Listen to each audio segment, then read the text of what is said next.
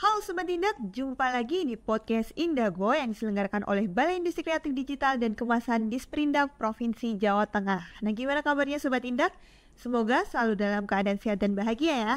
Nah, di episode kali ini tentunya kita akan membahas sesuatu yang gak kalah menarik dengan episode sebelumnya ya.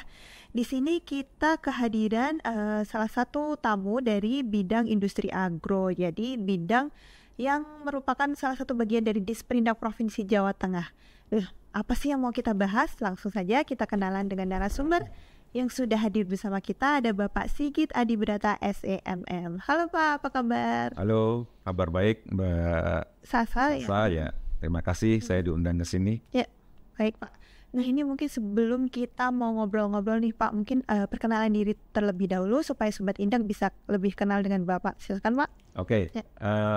Jadi perkenalkan, nama saya Sigit Adibrata. Kebetulan di Dinas Perindak saat ini sebagai pejabat fungsional pembina industri ahli madya, dan lingkup tugasnya ada di bidang industri agro dan industri non agro. Seperti itu Mbak. Oke, nah ini beliau ini bidangnya ada di industri agro dan non agro ya Pak ya. Nah sebenarnya kita ngumpul di sini tuh mau bahas apa sih Pak? Kita mau ngobrolin soal apa sih Pak? Jadi gini, hari ini kita mau ngobrolin tentang bagaimana mengembangkan wirausaha baru untuk industri makanan dan minuman. Gitu. Seperti itu. Iya Pak. Nah ini sebenarnya latar belakangnya adanya kegiatan ini tuh seperti apa sih Pak? Ini bisa dijelaskan? Oke, jadi kalau melihat perkembangan perekonomian saat ini, ada dua latar belakang terkait dengan pengembangan industri makanan dan minuman. Yang pertama adalah Dinas Perindustrian dan Perdagangan punya tugas untuk membantu mengentaskan kemiskinan. Makanya program penumbuhan wirausaha baru industri makanan dan minuman ini kita laksanakan di desa dampingan kita. Jadi di Provinsi Jawa Tengah ini setiap OPD punya kewajiban untuk punya desa dampingan desa miskin. Gitu. Jadi salah satu menyelesaikan permasalahan kemiskinan adalah dengan bagaimana mengaktifkan kegiatan ekonomi. Makanya kita membantu teman-teman di desa miskin ini untuk bisa beraktivitas ekonomi. Salah satunya dengan menumbuhkan wirausaha baru. Yang kedua, terkait dengan pertumbuhan ekonomi. Terkait dengan pertumbuhan ekonomi ini, saat ini Jawa Tengah tumbuh sekitar 4,97%. Ini sedikit mengalami penurunan. Karena apa? Karena barangkali mungkin salah satu faktor yang menunjang pertumbuhan ekonomi adalah ekspor. Ekspor kita sedikit mengalami penurunan sehingga pertumbuhan ekonomi kita juga mengalami sedikit penurunan sekitar 0,06%. Kalau dirunut lagi, dilihat dari PDRB kita, sektor yang memberikan kontribusi terhadap pertumbuhan ekonomi adalah sektor industri pengolahan. Gitu. Industri pengolahan ini memberikan kontribusi sekitar 33-34%. Jadi cukup besar. Kalau kita runut lagi ke bawahnya, sektor apa yang memberikan support terhadap pertumbuhan industri? Ini yang terbesar adalah industri makanan dan minuman. Industri makanan dan minuman saat ini memberikan kontribusi terhadap pertumbuhan industri sebesar 41% dan mengalami pertumbuhan sekitar 9%. Dengan melihat ini, ketika kita menggerakkan penumbuhan wirausaha baru di sektor makanan dan minuman, kita berharap satu, kemiskinan dapat berkurang, yang kedua pertumbuhan ekonomi juga dapat meningkat. Seperti itu Mbak Sasa. Terima kasih banyak ya. Berarti sebenarnya kita sebagai pemerintah tuh juga melihat data ya Pak ya yang dilihat.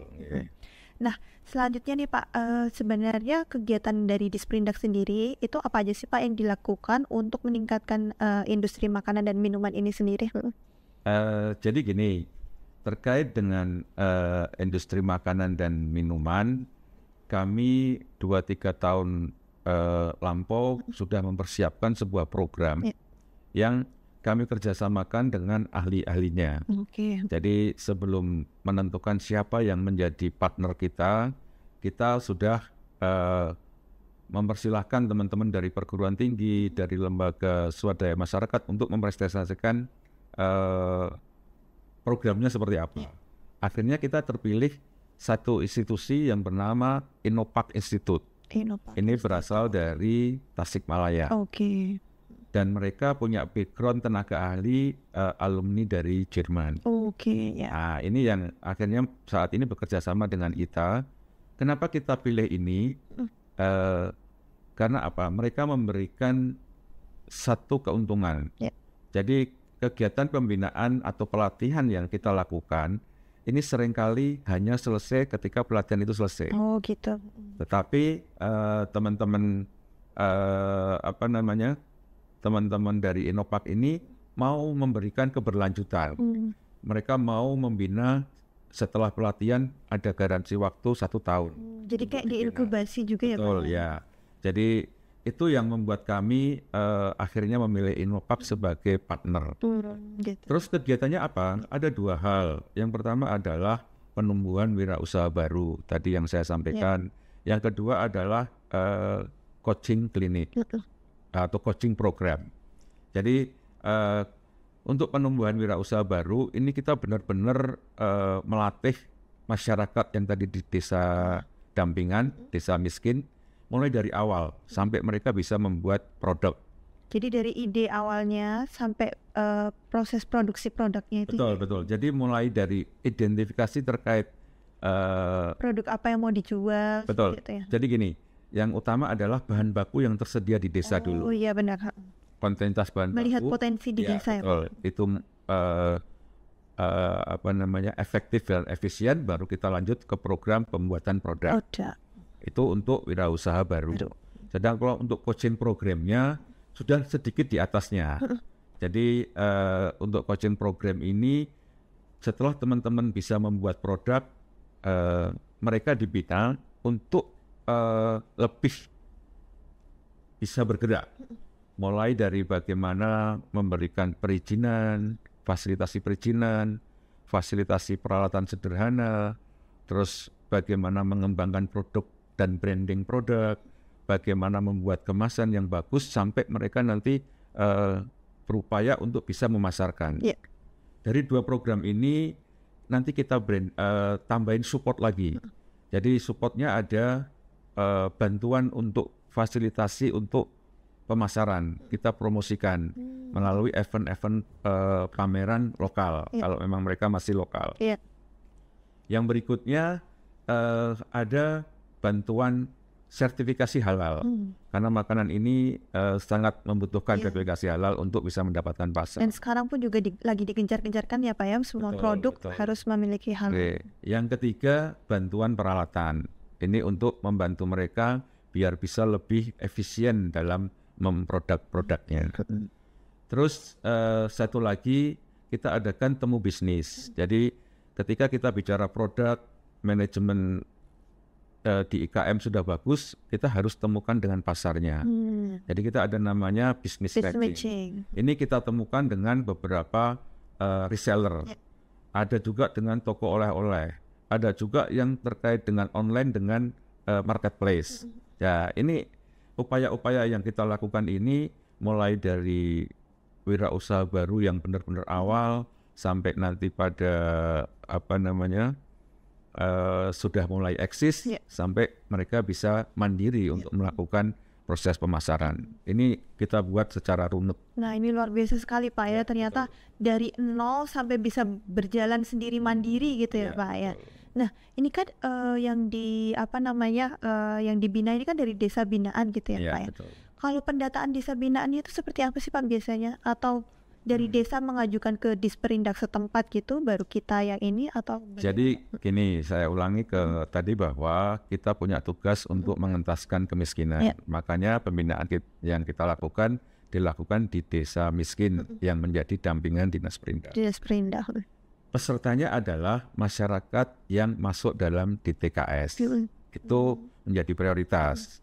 Memang sangat berat ketika mengajarin orang yang belum punya mindset untuk berusaha, kita berikan materi-materi terkait dengan usaha.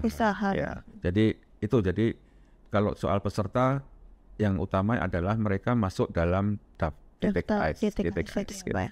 Oke, nah berarti dalam melaksanakan kegiatannya ini tentunya ada kendala sama hambatan gitu ya Pak ya? Apa aja sih Pak biasanya? Oke, betul. Memang banyak sekali kendala yang kita temuin. Utamanya kalau yang klasik-klasik itu mesti terkait dengan permodalan, terkait dengan tenaga kerja terampil, terkait dengan sarana dan prasarana. Itu beberapa yang permasalahan klasik. Tetapi ketika kita bekerja sama dengan Innopark ini, permasalahannya harus dijelaskan. Jangan hanya seperti itu. Mereka melakukan program monitoring setelah pelatihan. Mereka melakukan sensus ke masing-masing IKM yang kita bina. Apa yang menjadikan usahamu dari sisi keberhasilannya seperti apa, dari sisi kendalanya seperti apa. Kendala utama yang terjadi tadi mungkin yang klasik, yang itu ada dengan yang terkait dengan adanya permasalahan di keluarga, membuat mereka tidak bisa bekerja dengan manajemennya ya Pak ya. Ada lagi karena pindah lokasi. Ini yang artinya program kami tidak bisa sampai 100% seperti itu. Oh gitu. Kalau tingkat keberhasilan dari program kegiatan ini seperti apa sih Pak sebenarnya? Ya, jadi ketika kita bicara tingkat keberhasilan pun ini harus diukur dengan data yang benar. Makanya kami tadi sampaikan Innopark melakukan sensus ke atau monitoring ke masing-masing IKM. Jadi mereka ditanya dengan beberapa pertanyaan yang nanti bisa menggambarkan indikatornya. Yang pertama terkait dengan kontinuitas atau keberlanjutan usaha. Ini ada sekitar 85%. Jadi yang 15% tadi yang kendala. Jadi yang ada permasalahan di internal keluarganya, mereka pindah lokasi yang akhirnya membuat usaha mereka jadi terhenti. Terus dari tingkat peningkatan kesejahteraannya, rata-rata IKM yang telah kita bina ini 3 bulan pertama mereka bisa meningkat sekitar 20-40%. Ini sudah kecatat itu, ada datanya siapa yang meningkat 40%, siapa yang meningkat 30%, itu ada. Ini yang salah satu yang kenapa kami mencari konsultan seperti Innopark. Oke Pak ya. Nggak kerasa ya Pak ya, ini kita ngobrolnya udah cukup panjang lebar nih ya Pak ya, udah sampai di penghujung acara. Kita udah ngobrolin dari awal latar belakangnya sampai proses-proses kegiatannya apa saja nih ya Pak ya. Nah, sebelum kita menutup episode ini, mungkin ada pesan yang ingin disampaikan kepada Sobat Indak Pak yang mungkin belum tersampaikan tadi di obrolan kita Pak, mungkin bisa disampaikan di kamera ya. Bagi teman-teman yang bergerak di industri makanan dan minuman, saya berharap banyak berkonsultasi dengan kita.